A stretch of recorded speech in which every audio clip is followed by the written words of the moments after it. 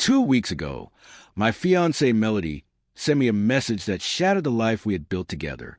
It read, "I'm staying at Dominic's for a few days to clear my head. Don't make it weird." Dominic, her ex from college, the one she'd assured me was ancient history, when I found their messages 6 months into our relationship. The same guy who still left flirty comments on her Instagram posts and somehow managed to be at the same industry conference as her last year. We'd been together for 3 years, engaged for 8 months, and had even put down deposits for our wedding. Now, she was clearing her head at his place. I stared at the text for a full 5 minutes before responding with just 5 words. "Take all the time you need." Then I got to work. First, I called our building management and had her removed from the authorized resident list. The lease was solely in my name, a detail she'd never bothered to change in nearly 2 years of living together. Next, I deactivated her access fob to the building's gym, pool, and parking garage, all covered under my membership. I also canceled the additional phone line on my plan that I'd been paying for since her phone broke 6 months ago. Then I transferred her portion of our joint savings back into her personal account. We had always kept separate personal accounts alongside our joint one, a precaution that proved wise. Finally, I packed all her belongings, clothes, jewelry, electronics, and personal items and had them couriered to her mother's house with a simple note. "These belong to Melody. Please ensure she receives them." I didn't send angry texts or blow up her phone, demanding explanations. I simply disconnected our lives one system at a time. The next day, her mother called, clearly puzzled. "Melody's things just arrived here. Is everything okay?" Melody decided to stay at her ex-boyfriend's place to clear her head. I replied calmly, "I'm just helping her clear it further by giving her space. She can reach me through you if needed, as her phone might not be working." There was a long silence on the other end. Clearly, Melody hadn't filled her family in on her sudden relocation. Interesting. For days later, I was working from home when the building's doorman called. "Sir, there's a Melody Winters here," insisting she lives in your unit. "She's not on a resident list anymore, and her access card isn't working. Should I let her up?" "No, Marcus. Miss Winters no longer resides here. Please do not allow her up." 20 minutes later, my work phone started ringing. Numbers I didn't recognize. I let them go to voicemail. The first message was Melody, her voice trembling. "What the hell, James? I came home, and they wouldn't let me in. My key doesn't work, and my phone's disconnected. Call me back immediately." I didn't. The second voicemail was more frantic. "This isn't funny anymore. Where's all my stuff? Why can't I get into our apartment?" The third, from her mother's number, had a different tone. "James, please. I made a mistake. Can we just talk about this?" Still, I didn't respond. That evening, I hit the gym, enjoying a quiet workout in a facility she no longer had access to. Later, I cooked myself a quiet dinner, appreciating the silence of my own space. Then I sent one text to her mother's phone. "Melody, I received your calls. Just to clarify, there is no our apartment. The lease is in my name. There is no our phone plan. I canceled the additional line I was paying for. There is no our wedding. I postponed everything. You chose to stay with your ex to clear your head. Consider it cleared along with your belongings, which were delivered to your mother's house 4 days ago. If there are items missing, provide a list and I will check if they're here." That text opened the floodgates.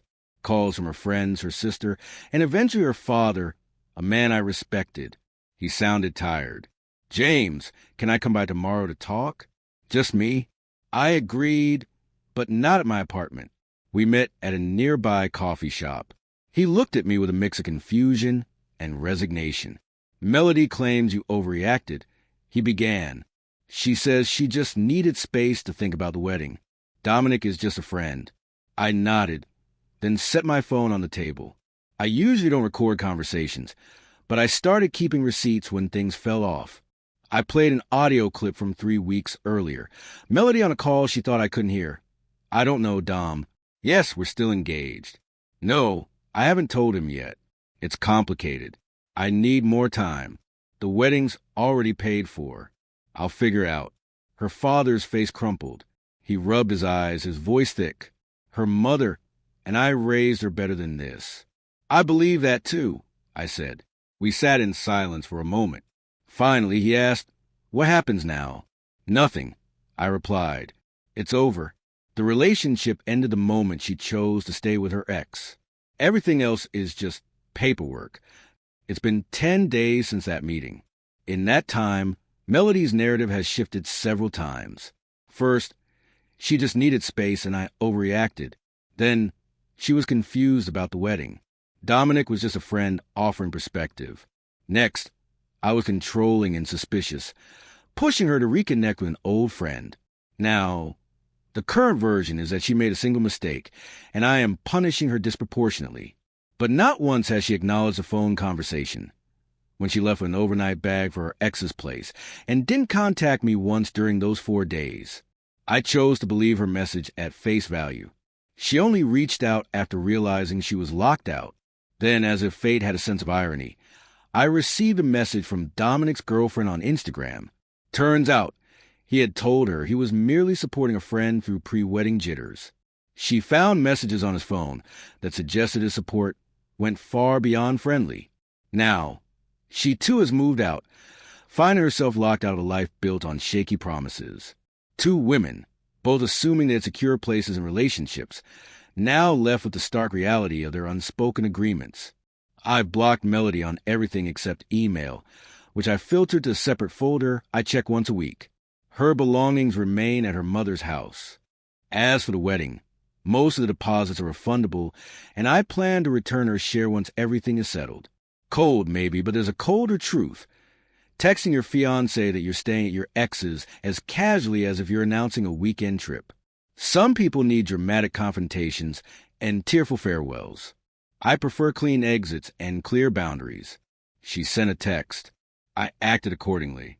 End of story. A few weeks later, I received a small package by courier.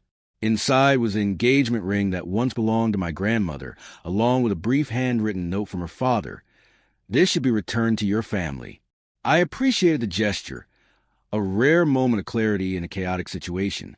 Legally, some had warned me that Melody might have a claim to my apartment, given she had lived there for nearly 2 years.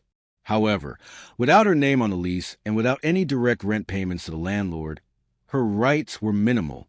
I consulted a lawyer and documented everything.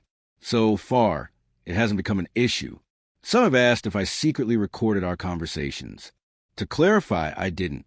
Our apartment has thin walls, and one night, I overheard a conversation when I returned early from a work event. I made a detailed note of what I heard, a habit from my job documenting system vulnerabilities, not an audio recording, just a written account. Sorry for the misunderstanding. From what I've heard through mutual friends, most of whom have sided with me, Melody is still staying with her parents. Dominic, for his part, seems to be attempting to patch things up with his girlfriend rather than offer Melody a place to stay. Interesting how priorities shift when the full story comes to light. Regarding the wedding, the venue and other vendors were surprisingly understanding. It seems this isn't their first time handling a canceled wedding under similar circumstances. Most agreed to refund our deposits minus reasonable administrative fees. Once everything is processed, I'll transfer Melody's portion to her personal account. Business is business. An unexpected twist came when Melody's younger sister reached out to apologize. She admitted that after hearing the full story, she felt embarrassed by her initial anger. She assured me that not everyone in their family condones what happened. I appreciated the gesture, a small but meaningful moment in the aftermath.